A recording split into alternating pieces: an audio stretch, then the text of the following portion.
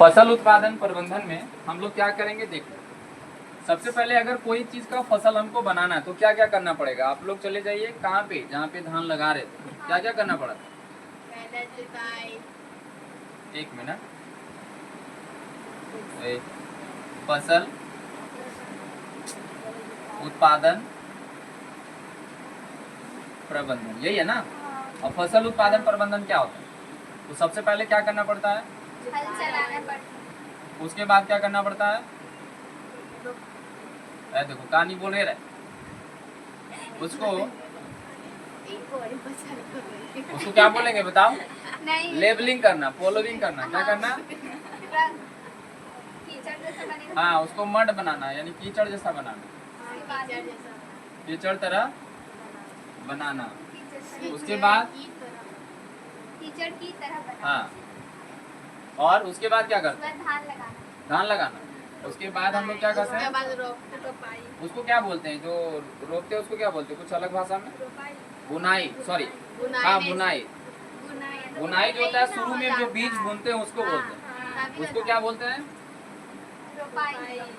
उसके बाद क्या करते हैं, उसके बाद निकालते हैं, सिंचाई करते हैं। मान लो कभी कभी अगर बरसात नहीं हुआ तो क्या करेंगे, छोड़ देंगे, सिंचाई करना पड़ेगा। अभी आलू का सीजन आ रहा है ना, भगवान भरोसे रहेंगे, सिंचाई करेंगे। और सिंचाई के लिए यहाँ पे हम आपको ये बताएंगे कि एक आता है एक्वा जेल। क्या आता है, एक्वा जेल क्या होता है, एक रुई जैसा होता है, फॉर्म मिलेगा, ग्लास में डालिए और इसमें इस तरह डाल करके पानी डाल दीजिए तो एकदम पूरा जैसे नहीं सूजी बन जाता पानी डालने के बाद, कैसे पानी को पकड़ लेता ना, वैसे इसमें हो जाएगा, मिट्टी में डालना पड़ेगा। ये प्रैक्टिकल करके दिखाएंगे यहाँ पे। सिंचाई के बाद क्या होता है, कटाई, मैंने तुरंत सिंचाई कर दे और तुरंत काट भी दे, तो सोने के अंडा जैसा वाला, मुर्गी के सोने का अंडा। अरे परिपक्वता का काल देंगे, परिपक्वता मतलब फसल लगाए तो टाइम लगता है बनने में, उसको बोलते हैं परिपक्वता काल। उसके बाद लास्ट हमारा क्या है, कटाई। कटाई के बाद कटा करके डायरेक्ट हम लोग खाने लगते हैं, क्या करते हैं, उसके बाद उसके बाद क्या करते हैं, फ्रेश करके, है ना, उसको क्या बोलते हैं, अगर फ्रेश कर रहे हैं तो उसको अलग करते हैं। आप लोग क्लास 7-8 में पढ़े होंगे कि कैसे अलग अलग किया जाता है ना, कौन कौन विधि से, एक चून करके, एक डिस्टिल्ड करके, है ना, वो सब सारा चीज था। ठीक है, आगे चलते हैं हम। तो यहाँ पे लिखा हुआ पोषक प्रबंधन, थ्रेसिंग मशीन, अच्छा थ्रेसिंग बोलते हैं, छटाई में आ जाएगा थ्रेसिंग। अब थ्रेसिंग क्या होता है, इसमें कितनों धान डाल दो ये एकदम ना पुआल को उतना दूर फेंकेगा और धान को यहीं सामने रखेगा, समझ में रहा है, इसको थ्रेसिंग मशीन कहते हैं। अब पहले तो था कि सामने जाना होगा, आप घरे घरे चल जाए। पहले था क्या कि धान को ले जाना होगा दुकान में, अरे अब वहीं रहो हमारे भाइयों बहनों, वहीं रहो, जहाँ है वहीं रहो। उसके बाद क्या है, पोषक प्रबंधन। पोषक प्रबंधन क्या होता है, तो मनुष्य का विकास तथा वृद्धि के लिए जो जो पोषक तत्व चाहिए। अभी हम आपको पूछे कि भोजन के मुख्य पोषक तत्व कौन कौन से हैं,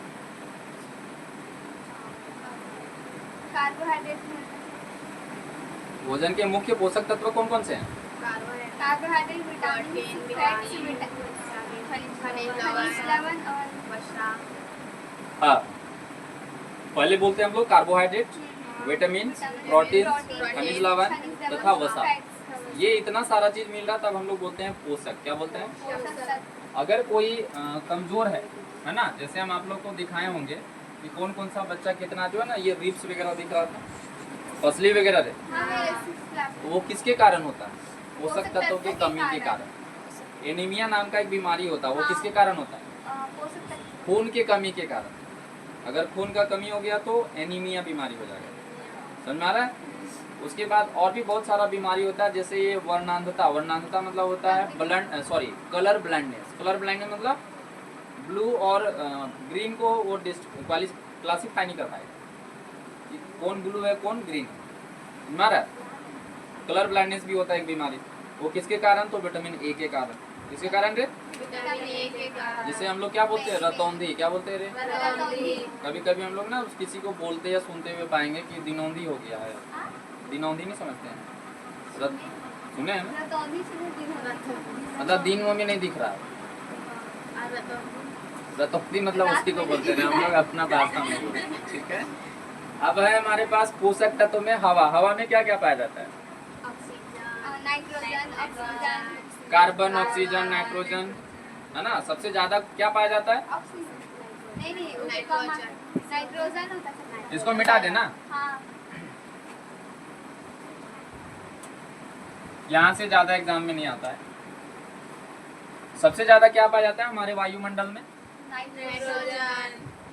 सबसे ज्यादा पाया जाता है नाइट्रोजन, इसको बोलते हैं हम लोग N2। उसके बाद हमारे पास आता है O2, उसके बाद हमारे पास आता है CO2, उसके बाद हमारे पास आता है अक्रिय गैस। क्या बोलते हैं? अक्रिय गैस। अब N2 कितना है? 78%। O2 कितना है? 21%। ये कितना है? 0.03%। और अक्रिय गैस कितना है? 0.01%। ठीक है।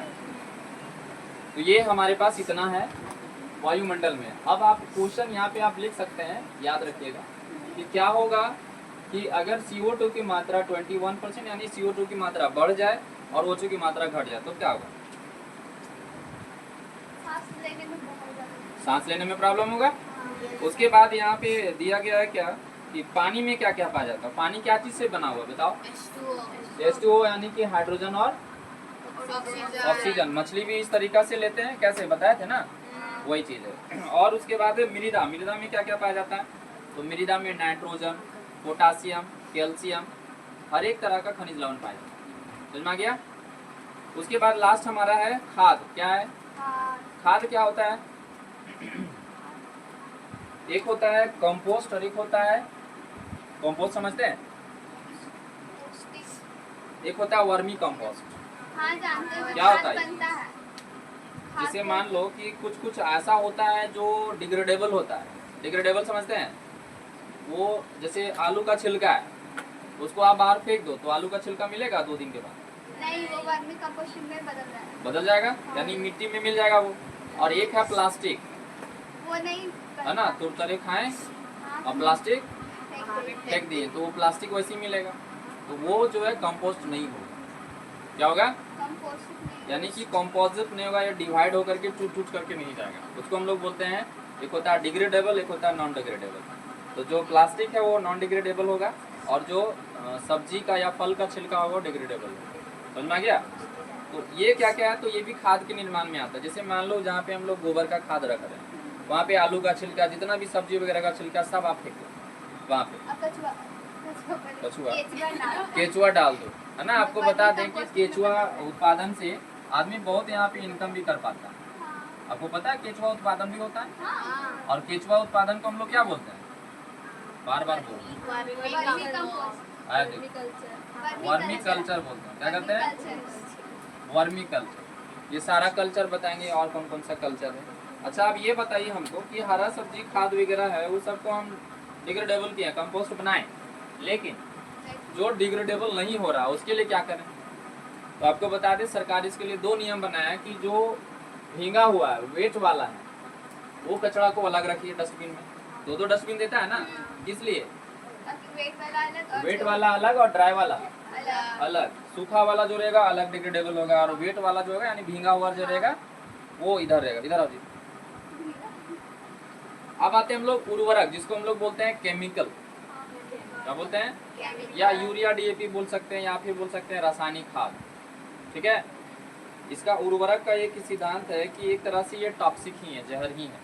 आप थोड़ा सोच के देखिए कि जो चीज़ हम लोग खाते हैं, जिसके लिए हम लोग बचाव करते हैं, जैसे घास उगता है ना फसल के साथ, तो घास को मारने के लिए क्या यूज करते हैं?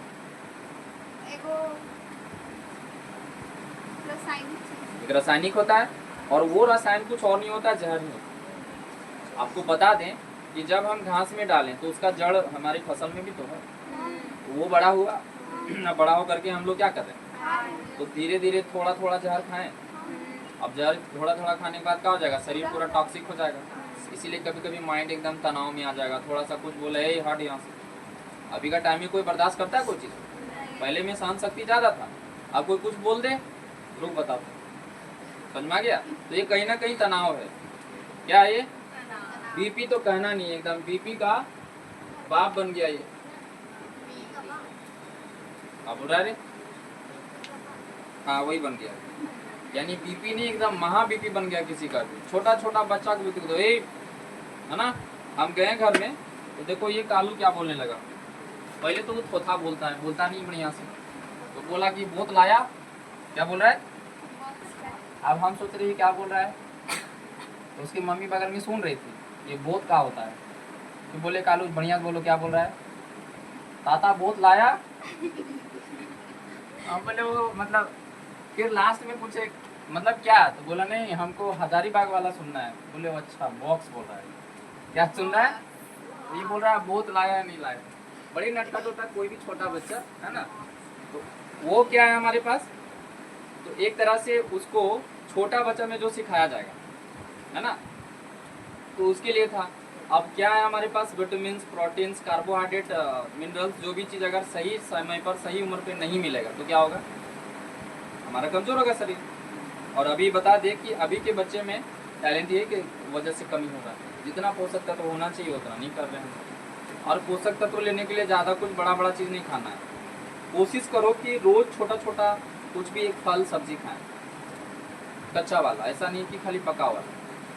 अब कच्चा वाला सब्जी क्या खाएं सर, मूली है, फल क्या है, गाजर है ना।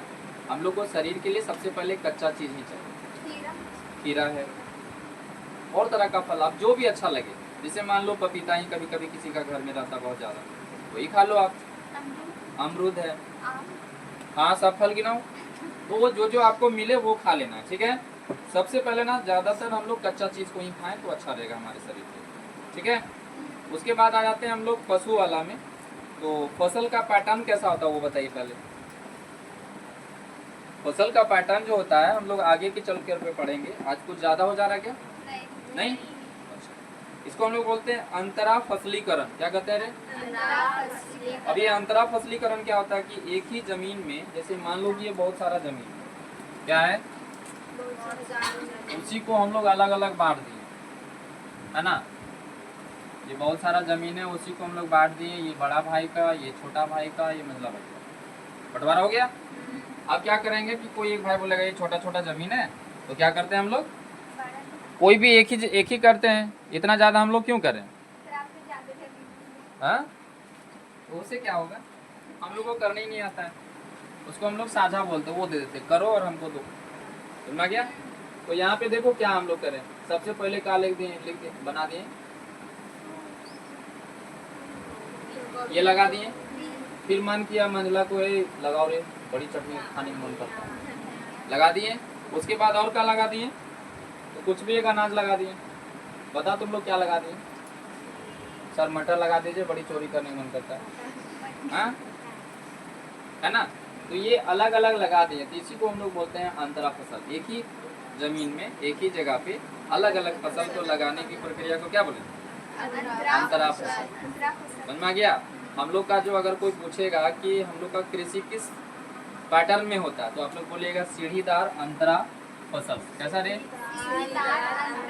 सीढ़ीदार क्या होता है हमारा, तो सीढ़ीदार देख लो, जैसे मान लो ये ऊपर में है, फिर इसके नीचे खेत है, फिर इसके नीचे, फिर इसके नीचे, फिर इसके नीचे, फिर इसके नीचे, ऐसे खेत है कि नहीं है, सब जगह पे। इसको बोलते हैं हम लोग सीढ़ी नुमा, क्या बोलते हैं, सीढ़ी नुमा। पहले भी हम चर्चा कर चुके हैं। फिर है फसल सुरक्षा प्रबंधन, तो इसके लिए क्या क्या करना पड़ता है हम लोग को, भंडारण करना पड़ता है। क्या करना पड़ता है, भंडारण मतलब क्या होता है, जैसे मान लो बहुत सारा फसल हो गया, अब फसल लगाने के भी दो तरीका होता है, पहला हम लोग खुद खाने के लिए और दूसरा सेल करने के लिए। तो सेल करने के लिए हाइब्रिड का प्रयोग किया जाता है। किसका, हाइब्रिड समझते हैं। हाइब्रिड का मतलब होता है कि बड़े बड़े दाने होंगे, बड़े बड़े अनाज होंगे। शंकर मक्का का कौन कौन नाम सुने हैं ना। तो शंकर मक्का क्या होता है, बहुत बड़ा लंबा बाल होता है उसका, इतना बड़ा, ये वो खाएगी तो पूरा पेट भर जाएगा, है ना। इतना बाल नहीं उसका, उसको क्या बोलते हैं, कहाँ से आई है, मक्का का एक बाल समझती है, ये वो मक्का रे, हाँ मक्का, ठीक है।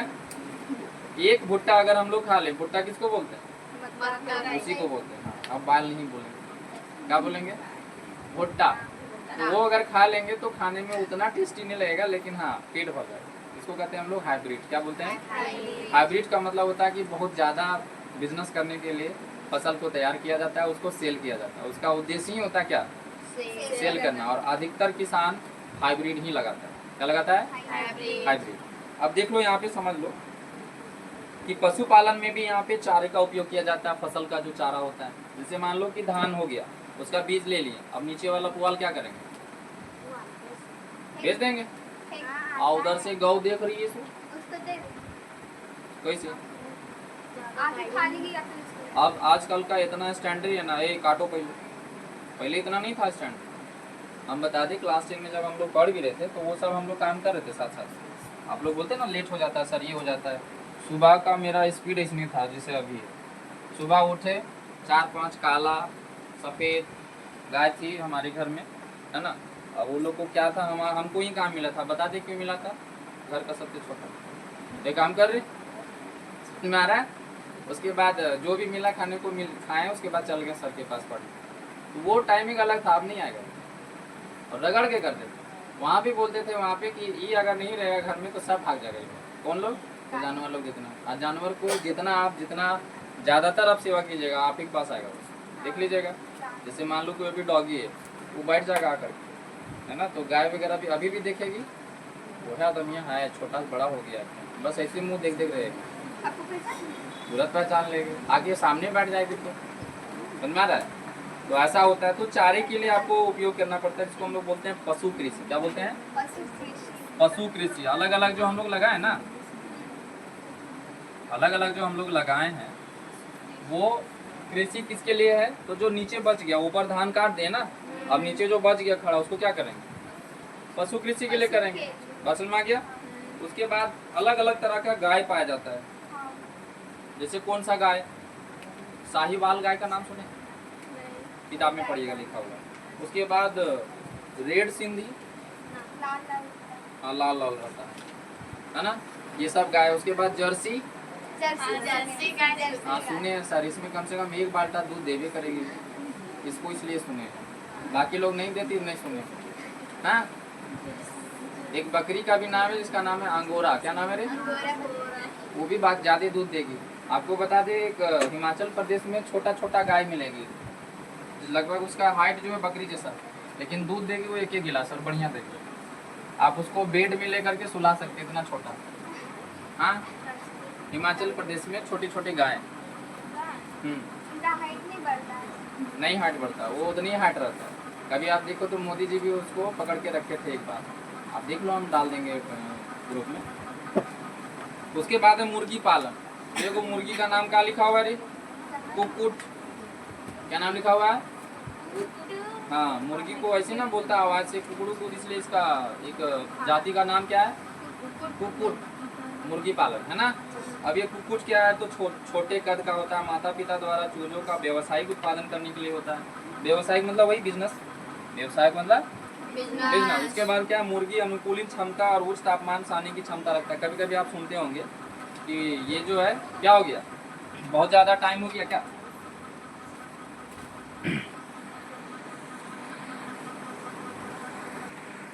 जैसे कभी कभी आप सुने होंगे, क्या सुने ये होंगे कि कभी कभी मुर्गा का टाइम ऐसा आया था कि इसमें बीमारी आ गया तो इसको फेंक दो जंगल में। सुने? तो ये जो है इसका जो है तापमान नहीं सह पाया हो, या कुछ बीमारी आ जाता है, तो हम आपको बार बार सजेस्ट ये करते हैं, सजेस्ट ही कर सकते हैं, ज़्यादा नहीं बोल सकते, कि ये चीज़ें थोड़ा कम कर दीजिए आप। बीमारी यहीं पे, हम नहीं बोल रहे हैं ख़त्म कर दीजिए, कम कर दीजिए, वो बोल। समझ में आ गया? नहीं तो बीमारी का घर यही है। आप अधिकतर सर्वे करके देख लो, आधा से ज़्यादा बीमारी यही है। और इसको छोड़ दो, इसके साथ में आदमी ये भी लेना शुरू कर दिया ना, ये एकदम ये हो गया कल। हाँ, दोनों मिलके कि सर एक इधर और एक इधर, दोनों मिलके आज 2 कुक्कुट, आज हम कुक्कुट, है ना। कुक्कुट समझ में आता है क्या?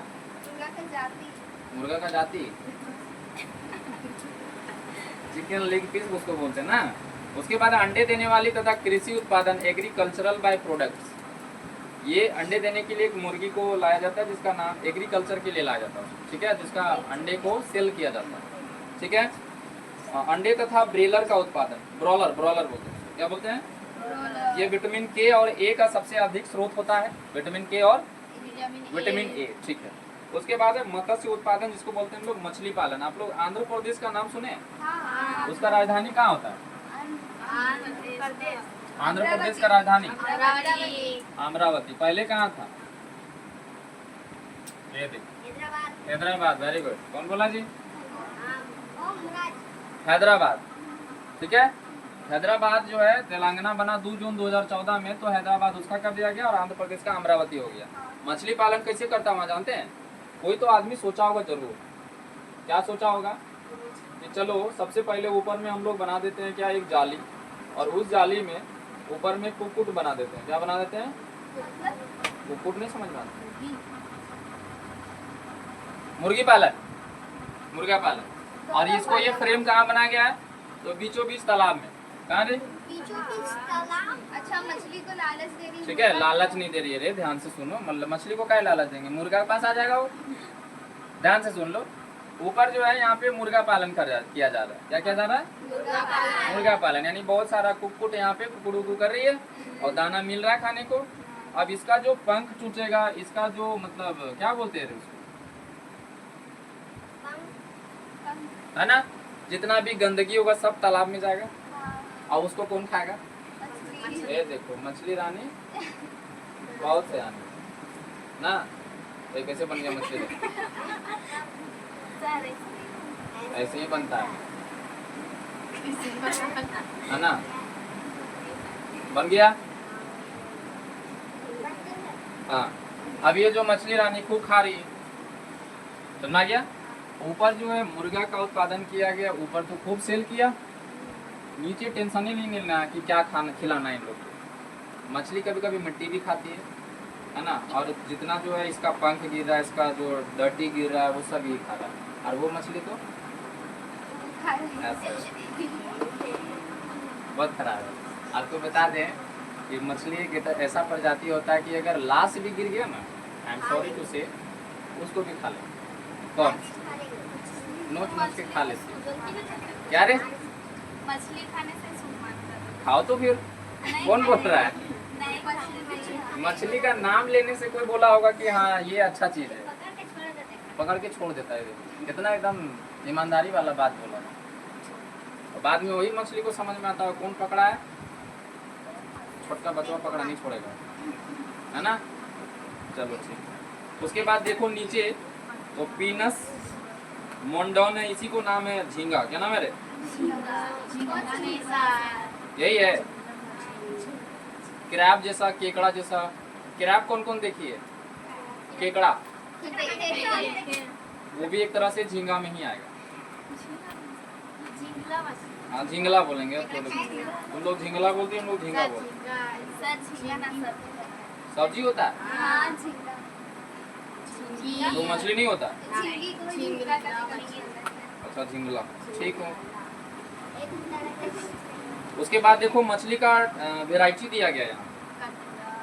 कतला मछली, उसके बाद सिल्वर कार्प, ग्रास कार्प, फिर है मिरीगल, फिर है कॉमन कार्प। इतना सारा मछली होता है। ये भी जानती? कतला, रोहू। उसके बाद है अंतःस्थलीय मछली, मतलब ये जो है पानी के अंदर अंदर ही पाया जाएगी। वो कभी भी जैसे वेल के जैसा ऊपर नहीं आएगी, है ना? ब्लू वेल क्या होता है? मछली है कि क्या है? वो मछली नहीं है, वो स्थल जीव है। वो एक स्तनपायी जीव है, मेमल्स उसको बोलते हैं। क्या बोलते हैं? मेमल्स। क्या बोलते हैं? मेमल।